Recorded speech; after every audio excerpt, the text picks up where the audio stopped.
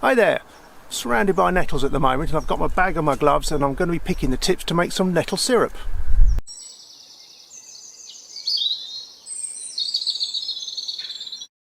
So here we go, got some nice fresh nettles here. You want to pick just the tips, try and get them when they're smaller rather than larger. About when they're flowering is probably about the latest I would personally go, and definitely don't get the leathery ones. Now, you can pick the tips off the nettles if you show them who's boss, and you shouldn't get stung, but it's up to you if you do that, but I'm going to use my gloves. And that is ideally what you're aiming to pick. And this one here is a good example. You've got to mind out you don't pick that bindweed. Right, this is the next stage. I've just finished stirring 500 millilitres of just boiled water, a whole kilo, yes, a whole kilo, 2.2 pounds of sugar, and 40 grams of citric acid, which you can get at the chemist, or sometimes Asian supermarkets sell it as well.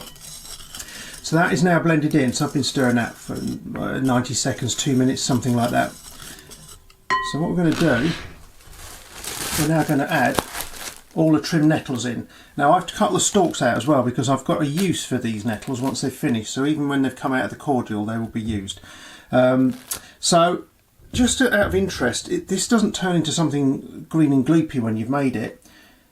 It turns into a really nice colour, but I'm just wondering if it's to do with the stalks, because quite a lot of them, the nettles that I pick, have got a sort of dark purpley sort of colour to them. So I don't know, it's just a theory there, but you'll see on the colour it's quite a surprise once it's made.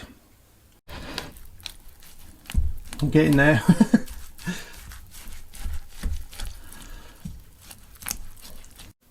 So there we go, that's your 200 grams of nettle tops chopped up and put into the solution.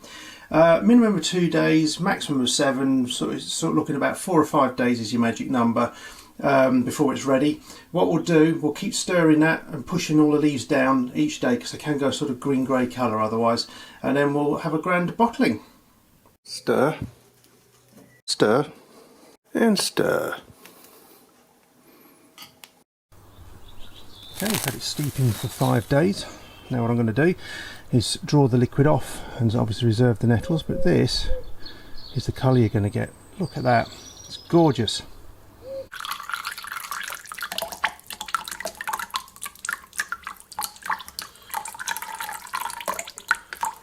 Let's get this bad boy bottled.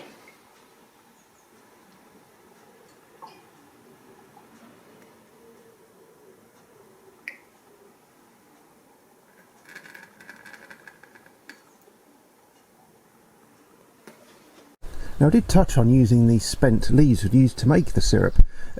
Basically they make a lovely little sugary snack because all the stingers have been destroyed in the actual process. And I actually tried just making some little patties. Unfortunately they've not quite worked because they're a bit floppy, as you can see, but nevertheless it's still a nice snack. And this little bad boy here, this is a bread made with the sweet nettles and some buttermilk. And here's some slices I did earlier. Absolute nectar. So there it is, all bottled and ready to go. I have actually tried it with less sugar in, sort of more like an elderflower cordial kind of ratio sugar, but I always come back to this syrup. I just think it works best. I mean, obviously if you try this, it's up to you. Have a go and see what you think. So there it is, simply mixed in with some sparkling water. It also works well with elderflower cordial too, and as well as things like Prosecco. What you can also use it for are the following. There's a drizzle over ice cream, Turkish delight, an apple and nettle syrup crumble. You can also try this with gooseberries as well, it's fantastic, especially with cream. Cheers!